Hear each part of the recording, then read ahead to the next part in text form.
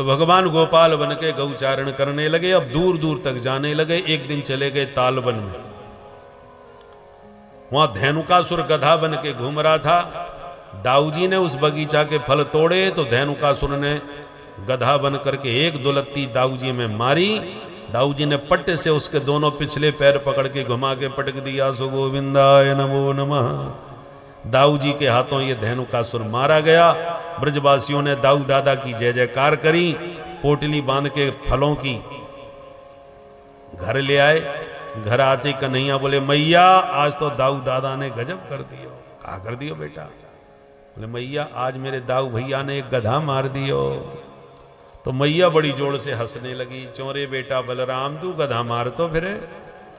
अब दाऊ जी का तो मूड खराब हो गया। या ने तो और मुझे बेइज्जती कर दी आज।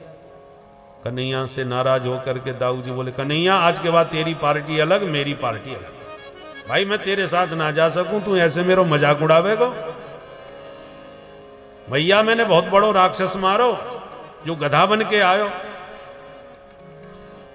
मैया बोली बेटा तू नाराज मत हो। कल तेरो जन्मदिन है धूमधाम से घर में मनाऊंगी। तू काऊ के संग कहूं मत जा। तो दूसरे दिन दाऊ जी नहीं गए।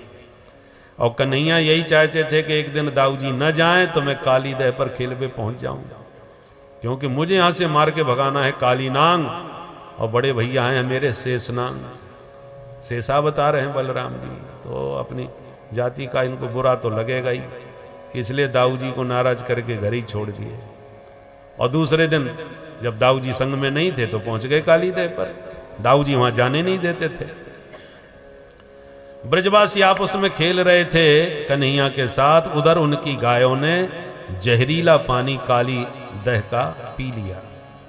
उस जहरीले पानी से विष का प्रभाव पड़ा और गाय छटपटाने लगी विष के प्रभाव से। गोविंद ने दौड़ के तुरंत गायों के सिर पर हाथ फेर कर उन्हें स्वस्थ किया। काली नांग पर कुपित होकर कन्हैया कदम पर चढ़ गए। ब्रजवासी डर गए। लाला गिर मत जाइयो काली नांग काट लेगो तो को। कन्हैया बोले बिल्कुल मत घबराओ मैं अब हाली बातें मिलके आऊं। और यों कह के धम्म से छलांग मार दी। जैसे ही कूदे कन्हैया हाहाकार मच गया ब्रजवासियों में। जैसी मैया बाबा को खबर मिली तो चीखते चिल्लाते सारे गोपी ग्वाल भागते हुए काली दह पर आए। दाऊ दादा सबको समझा रहे हैं घबराओ मत अपने कन्हैया को कोई कछु ना बिगाड़ सके। परंतु कन्हैया जब कूदे तो काली नांग जग गया जिसके 101 फन थे। भगवान को देखते ही उसकी जीभ लपलपाने लगी और क्रोध में भर के फुसकार मारी और एक छलांग मार के संपूर्ण भगवान के शरीर से लिपट गया। अब तो यह दृश्य देख के ब्रजवासी और जोर से चीखने चिल्लाने लगे। जब चीखते चिल्लाते ब्रजवासियों को देखा तो भगवान समझ गए ज्यादा विलंब करना ठीक नहीं। भगवान ने शरीर फुलाया और जहां बंधन ढीला पड़ा कन्हैया ने एक छलांग मारी। पट्ट से काली के फनाली पर जाके खड़े हो गए। अब जिस फन पर भगवान खड़े हैं तो दूसरे फनों से काटने लगा काली नांग।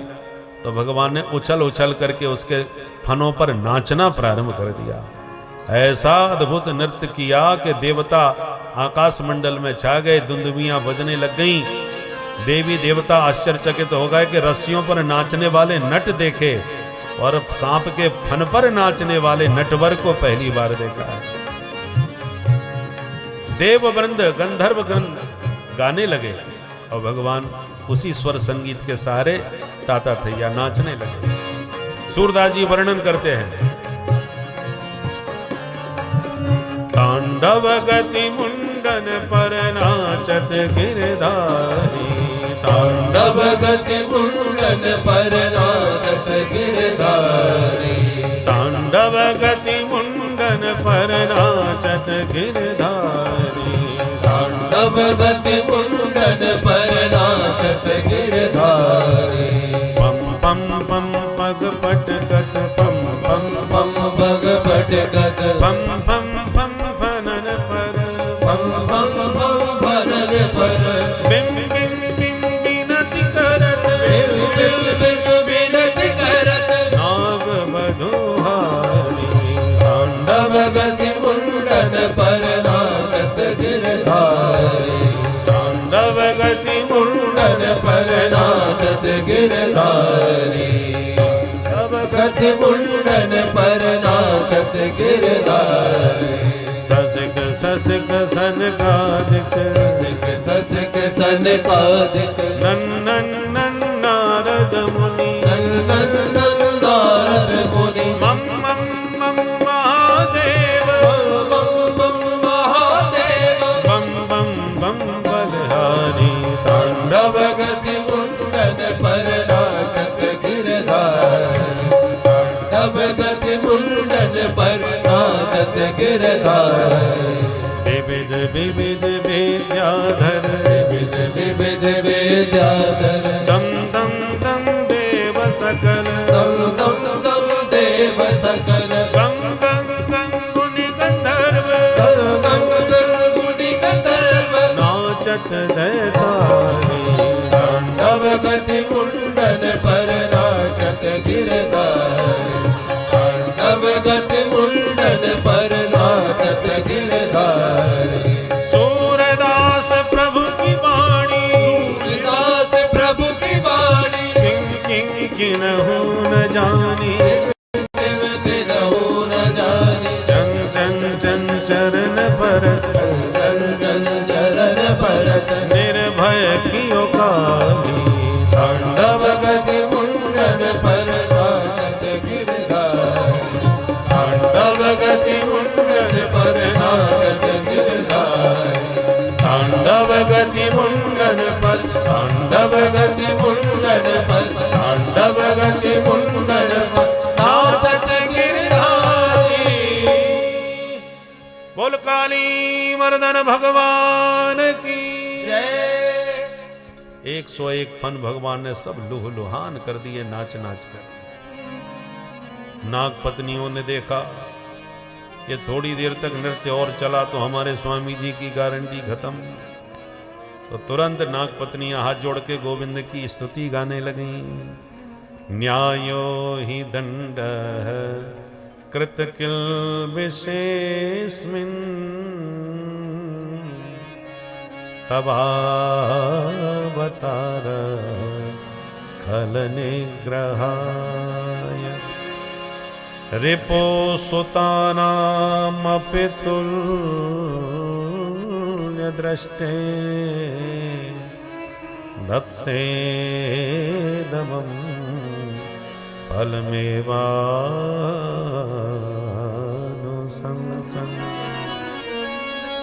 हे प्रभु, आपने हमारे स्वामी जी को दंड दे करके उचित न्याय किया है, क्योंकि आपका अवतार ही खलों का निग्रह करने के लिए हुआ है। पर आपके कोप में भी कितनी अद्भुत कृपा छुपी हुई है, आज हमने उसका अनुभव किया है। भगवान बोले, तुम्हें कौन सी कृपा दिख रही है? मार मार के तुम्हारे स्वामी जी का सिर फोड़ के रख दिया हमने, इसमें कृपा कौन सी दिखी? नाग पत्नियों ने कहा, प्रभु आपके चरणों में बड़ा चमत्कार है, महादेव इसलिए दिन रात आपके चरणों का ध्यान करते हैं, फिर भी आपने महादेव को कभी भी अपने चरण नहीं दिए, सिर पर रखने के लिए अपना चरणामृत ही दिया। और आपका चरणामृत ही गंगा जल है, जिसे महादेव अपनी जटाओं में धारण करके धन्य मानते हैं अपने आप को। राजा बलि ने जब सर्वस्व दान कर दिया अपने आप को भी, तब आपने एक पग बलि के माथे पर पधरा दिया। और बड़भागी तो हमारे स्वामी काली नाग हैं, न दान दिया न ध्यान किया, और बिना बुलाए आकर के आपने दोनों पादारविंद हमारे मालिक के माथे पर पधरा दिए। ये आपकी अहेतु की कृपा नहीं तो और क्या है। ठाकुर जी खुश हो गए, भाई तुम्हारे भाव बड़े सुंदर हैं। अच्छा देवियो, क्या चाहती हो बताओ? हाथ जोड़ के नाग पत्नियां बोली, पति प्राण प्रदीयताम, पतिदेव के प्राणों की भीख मांग रही। महाराज बहुत कृपा होगी, अब इतनी कृपा मत करना कि हम विधवाई हो जाए। भगवान बोले, अब तुम कह रही हो तो चलो जी, इसे माफ किया। और ज्यों ही भगवान काली के फन से नीचे उतरने को हुए कि फुसकार भरता हुआ काली नाग एकदम तन गया। भगवान सावधान हो गए और नाग पत्नियों से बोले, देखा तुमने, तुम हाथ जोड़ के गिड़गिड़ा रही हो, तुम्हारे स्वामी जी अभी भी हमको अकड़ दिखा रहे हैं, समझाओ इसे। नाग पत्नियों ने काली नाग को इशारा किया, अब जल्दी माथा नीचे कर दो, नहीं 2 ठुमके में छुट्टी कर देंगे तुम्हारी, बड़ी मुश्किल से राजीनामा हुआ है। फुसकारता हुआ काली नाग बोला, मैंने क्या अपराध किया है जो माफी मांगू इनसे। भगवान बोले, दुष्ट कहीं के, विष बमन करके ब्रज का पूरा वातावरण बिगाड़ दिया, फिर भी कह रहा है मैंने क्या अपराध किया। काली नाग बोला, एक मिनट, क्या विष बमन करना मेरा अपराध है? भगवान बोले, तो और किसका है भाई? बोले, एक बात पूछूं? बोले, पूछो। बोले, संसार को किसने बनाया? भगवान बोले, हमने। तो हम सांपों को किसने बनाया? भगवान बोले, हमने। तो हम सांपों के मुख में जहर किसने भरा? भगवान बोले, हमने। तो हम सांपों को महाक्रोधी तामसी स्वभाव किसने दिया? भगवान बोले, हमने। काली नाग बोला, बस हो गया फैसला तेरा, तुझको अर्पण क्या लागे मेरा। जब सांप शरीर आपका दिया हुआ है, मुख में जहर भी आपका दिया हुआ है, तो वही विष यदि हम बमन कर रहे हैं, आपको दे रहे हैं, तो हम अपराधी क्यों हो गए भाई? यदि विष बमन करने से हम अपराधी बने, तो उस अपराध के मूल कारण तो आप ही हो महाराज। भवान ही कारणम तत्र सर्वज्ञो जगदीश्वर, अनुग्रहं निग्रहं वा मन्यसे तद विधेन। सरकार, आप सर्वसमर्थ हो, चाहे हम पर अनुग्रह करो, चाहे हमारा निग्रह करो, पर मैंने जो कुछ किया उसके मूल कारण मैं आपको ही मानता हूं। अरे सागर मंथन से विष भी निकला, अमृत भी निकला, दोनों निकले थे। यदि आप जहर की जगह अमृत की बूंदें हमारे मुख में डाल दिए होते, तो आज घर घर में पाले पोसे जाते, हम भी सबके लाडले प्यारे बन जाते, तोता मैना की तरह हम भी सबके घर में रहते। पर आपने जो जहर टपका दिया हमारे मुंह में, इसलिए लोग नफरत करते हैं हमसे। शांति से भी कहीं जा रहे हो तो देखने वाले तुरंत ही हमारा मुंह कुचल के प्राण ले लेते हैं। अब बोलो हमारी गलती क्या आपकी? भगवान समझ गए ये तो बहुत ज्यादा ही पढ़ा लिखा निकला भाई, इसने तो हमको ही कटघरे में खड़ा कर दिया। तो मुस्कुरा पड़े भगवान और बोले, भैया तेरी बात बिल्कुल सही, हम मानते हैं, अब हमारी भी सुन ले थोड़ी भाई, कहो महाराज। भगवान ने कहा कि हमने तुम्हें विषधर बनाया, ये हम मानते हैं, और तुम सामान्य सात्विक जीवों के साथ नहीं रह सकोगे, इसलिए हमने तुम्हें रमणक द्वीप बना करके अलग देश दिया। तुम्हारे लिए हमने अलग देश बनाया ही इसलिए था ताकि तुम अपने घर परिवार वालों के साथ मिलजुल के रह सको, क्योंकि सज्जनों के साथ तुम रह नहीं सकोगे, डस लोगे, और क्योंकि तुम विषधर हो, काटे बिना मानोगे नहीं, तुम्हारी प्रकृति ही काटने की है, इसलिए हमने तुम्हें अलग देश दिया। अब अपराध तुम्हारा यह है काली नाग कि तुमने अलग हमारे से देश भी ले लिया, और फिर भी हमारे देश में बैठे बैठे विष बमन कर रहे हो, पूरे देश का वातावरण जहरीला विषाक्त बना रहे हो। क्या ये तुम्हारा अपराध नहीं है? या तुमको यहीं जहर फैलाना था तो फिर अपने लिए देश क्यों लिया, और ले लिया तो फिर अब यहां बैठ के जहर क्यों फैला रहे हो? काली नाग बोला, सुभावो दुस्त्यजो नाथ, हे नाथ क्षमा करें, हम अपने स्वभाव से विवश हैं। स्वभाव त्यागना बहुत कठिन होता है, दुस्त्यज होता है। भगवान बोले, कैसा है तुम्हारा स्वभाव, हमें भी बताओ भैया। काली नाग बोला, हमारा स्वभाव ऐसा है सरकार कि जब हम अल्पसंख्यक होते ना, कम संख्या में, तो बिल में छुप के बड़ी शांति के साथ रहते हैं। हमसे किसी को कोई परेशानी नहीं होती कभी, पर हम लोगों को अपना संख्या बल बढ़ाने में देर नहीं लगती। जहां पर्याप्त हमारा संख्या बल हुआ, सोई हम फिर बामी में नहीं रहते, बाहर निकल के फिर अपना तांडव दिखाते हैं, और जितने भी विष से मुक्त जीव हैं उन सबको डस खाते हैं, सबको जहरीला बना लेते हैं, किसी को नहीं छोड़ते। ये हमारा स्वभाव है और उससे हम विवश हैं, उसे बदल नहीं सकते। हम जहां जहां हमारी संख्या बढ़ी है वहां हमने वही तांडव मचाया है। भगवान बोले, तो सुनो, हम अपने देश में तो जहरीला वातावरण तुम्हारे द्वारा होने नहीं देंगे, या तो अपने देश चले जाओ, और रहना ही है यहां पर तो भाईचारे के साथ मिलजुल के रह सकते हो, पर तुम तो भाई को ही चारा समझने लगे हो। इसलिए हम समझ गए तुम यहां हमारे साथ घुल मिल के रह नहीं पाओगे, अपने देश में चले जाओ। काली नांग बोला हम अपने देश चले तो जाएं महाराज, पर हमारे देश की हालत तो वैसी पतली हो रही है, वहां जाकर के कहां रहेंगे, क्या खाएंगे, कैसे जिएंगे। फिर भी आप कहते हो तो अपने देश हम चले जाते हैं, पर सबसे ज्यादा हमें खतरा आपके गरुड़ का है। भगवान बोले हमारे गरुड़ से क्या खतरा है भाई?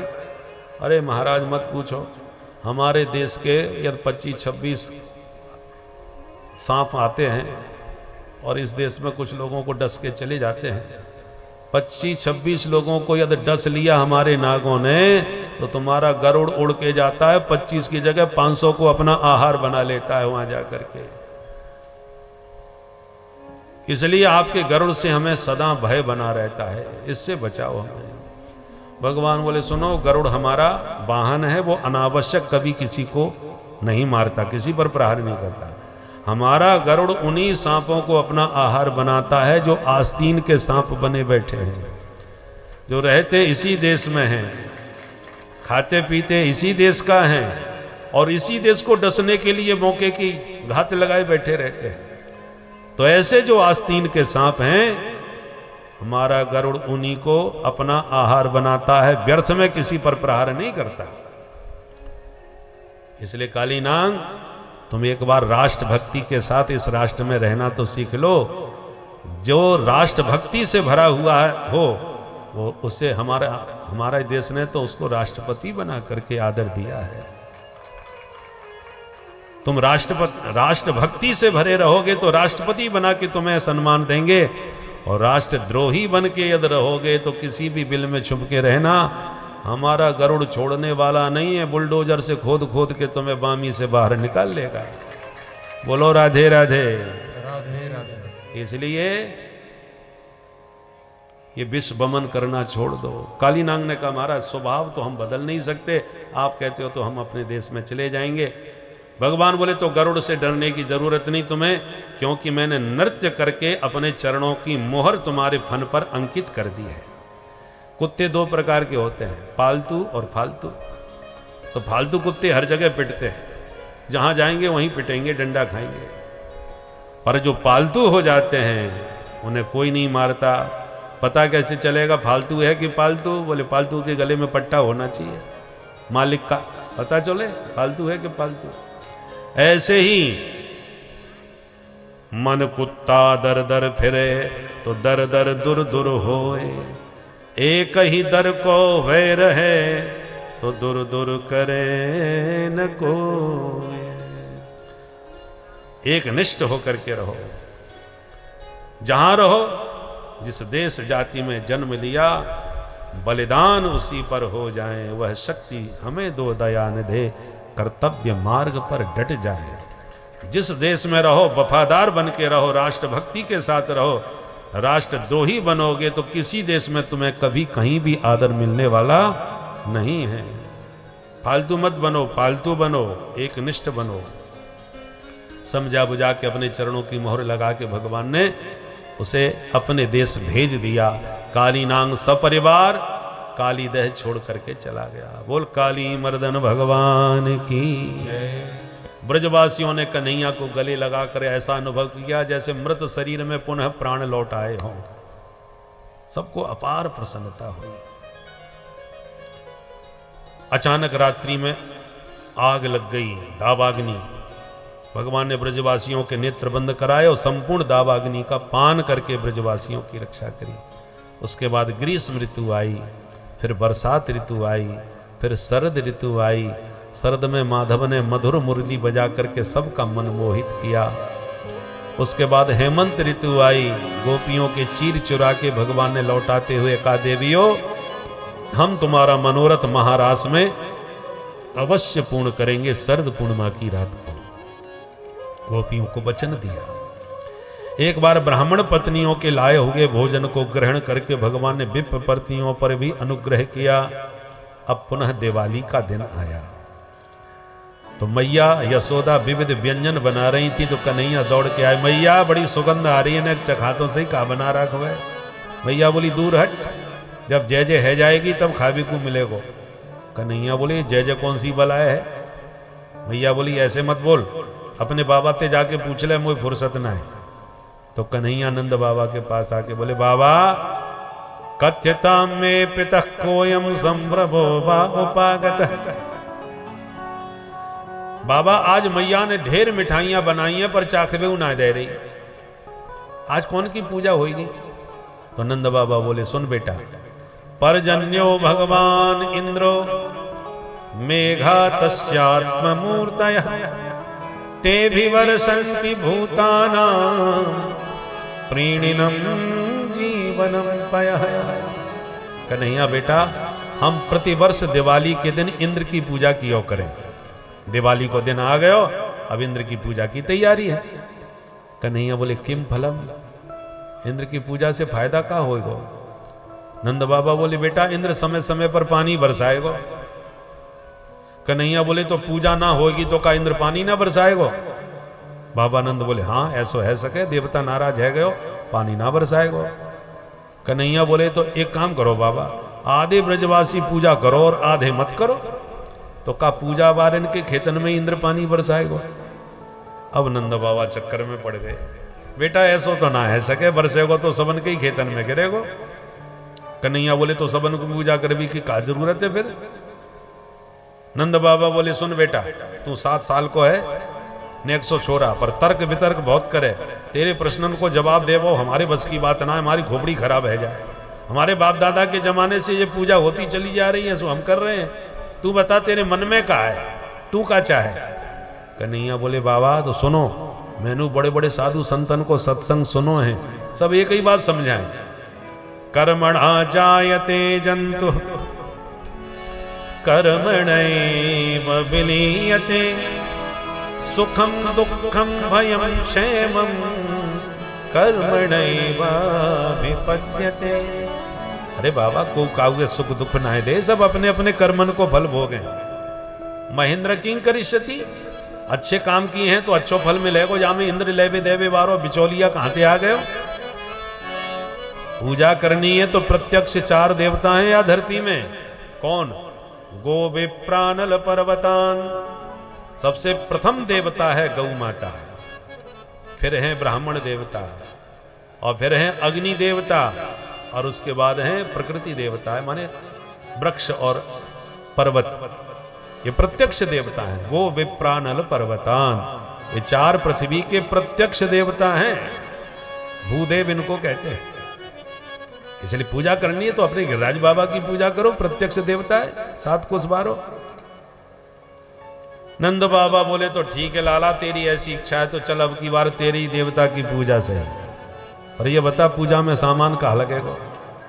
कन्हैया बोले सामान का चूना चाहिए, बस खावे को चकाचक माल होना चाहिए, मेरो देवता तो खा पी के ही खुश है जाए। तो ठीक है लाला, खावे पीवे की तो कोई कमी ना है। बाबा ने आदेश दिया तो घर घर में कढ़ाई चढ़ गई, मिठाइयां बन गई, थाली में सज गई। देख कन्हैया कितनी सारी मिठाइयां, पूड़ी पकौड़ी कचौड़ी मगौड़ी रसगुल्ला रसमलाई लड्डू जलेबी कलाकंद बर्फी इमरती रबड़ी, सब ले लेके चल पड़े ब्रजवासी। बोल गोवर्धन नाथ की।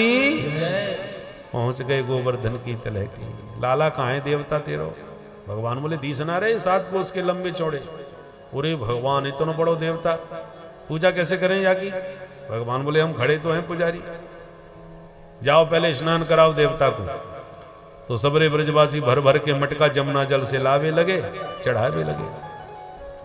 1000 कलश जमुना जल के चढ़ाए दिए और सिर पकड़ के ब्रजवासी बैठ गए। कन्हैया हमारे बस की बात ना है भैया, या तेरे देवता पे 1000 कलश पानी के पटक दिए और या देवता की मूछौ गीली ना भई। अब तक 5-7 जना तो पूरे नवावे में निकल जाएंगे हमारे। ये शालिग्राम भगवान ना है जो 100 ग्राम पानी में डुबकी मार के बैठाए दें। 7 को उसको देवता कब तक नवाए? कन्हैया बोले परेशान काय क्यों है रहे हो, देवता से प्रार्थना करो, वो गंगा जी है यहीं बुलाए ले, फिर प्रेम से नवा दीजो। ऐसो देवता है ये? बोले हाँ। सबने ध्यान किया तो तुरंत भगवान ने मन ही मन गंगा जी का आह्वान किया। तो गोवर्धन की तलहटी में मानसी गंगा की दिव्य जलधारा प्रकट हो गई। बोल मानसी गंगा की।